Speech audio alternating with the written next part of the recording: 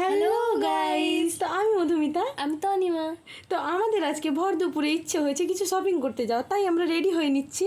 তো আমরা এখন রেডি হয়ে গেছি। এবারে তনিমার শুরু হয়েছে মেকআপ, আর মেকআপ করতে করতে আমরা তৈরি হয়ে গেছি এখন। তারপর আমরা রেডি হয়ে গেছি, ব্যালকনিতে একটু পোজ মেরে তারপর দরজা লাগিয়ে বেরিয়ে পড়েছি। তোমাদের সঙ্গে কথা বলতে বলতে আমরা চলে এসেছি মোর সুপার মার্কেটে।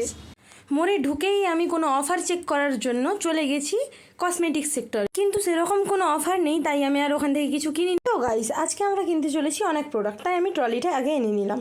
তারপর খাওয়ারের ওপর অনেক কিছু ছাড় চলছিল, তাই আমি নিজের মতো যা ইচ্ছা তুলে নিচ্ছিলাম।